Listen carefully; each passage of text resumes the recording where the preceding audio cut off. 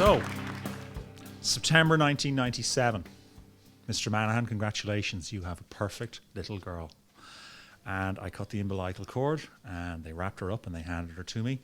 And I had an overwhelming urge to go out and murder a brontosaurus. Because for the first time in my life, I realized what it really meant to be a hunter and a provider for this tiny, helpless, perfect, magnificent little lady. And that continued for a while. And then in 1999, my world was made complete by the arrival of a second perfect little lady. And I settled into my dual roles of hunter-gatherer and provider of stories and snuggles and cuddles and tickles. And then all of a sudden, what seemed like just a few days later, these two people arrived in my house. And things sure have changed here in Walton Mountain.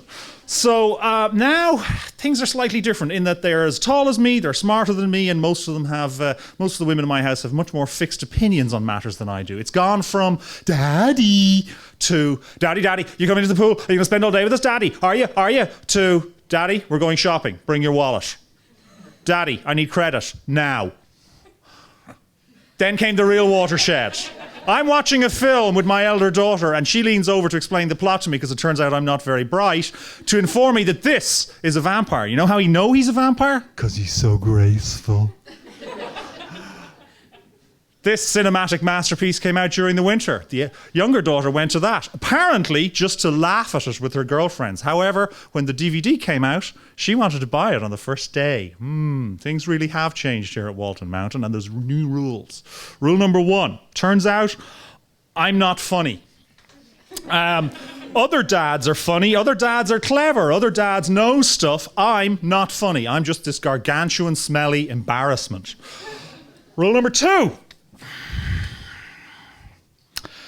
This is tricky because I've been used to being the funny one. I used to be able to do distance tickling with a noise. And from 20 feet away, I could make my little girls laugh. Now I can't. So now rule number 2 comes in, which is you've got to really be careful about this. You have no taste. No matter who you fancied when you were growing up, no matter who you thought was the epitome of grace and elegance and beauty, no matter the fact that I found this amazing woman and I made her marry me and all that, I've no taste. This, apparently, is hideous. Instead of wearing these classics, you should dress like this. Much more clumpy heels, much shorter skirts. And I think you should show solidarity with Oompa Loompas wherever possible. This, apparently, enables young women to express their individuality. I also noticed that they seem to share some genetic code with polar bears because this was taken midwinter with the temperature hovering just above 0. Rule number 3, GHDs really matter. It's a very complex algorithm. I won't go into the detail apart from the fact that you need 2.27 GHDs per 1.84 woman in your house, and the only constant is that no matter how many GHDs you have, it ain't enough. Rule 4, this over here, that's the wardrobe. That down there, that's the floor. Together, they comprise the floor-drobe. Get used to it and accept it. Rule number 5.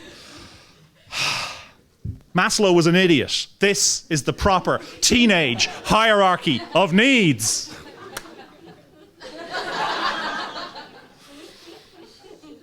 Rule number 6. Sleepovers. Meaty pizza, veggie pizza, copious amounts of brown fizzy fluid, starch, the right brand of ice cream, don't get the wrong flavour. And they want so many sweeties, I feel I should just give them a bag of sugar and a fucking tablespoon. Corollary to rule number 6, you got to have the right kind of movies. Romantic comedy, either very funny or very, very sad, plus one that's scary enough to have all teenage girls in the vicinity screaming and hiding under the covers. And finally, rule number 7. Protocol while driving.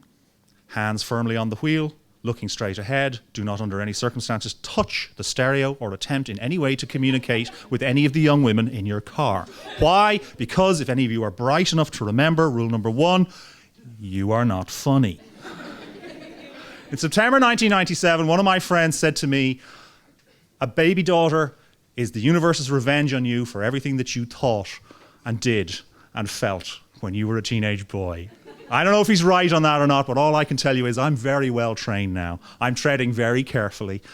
I know that, they're going to be choosing my nursing home. What can I say? So what I'm doing is I'm not going for acquiescence where possible. I'm going for confident, happy capitulation.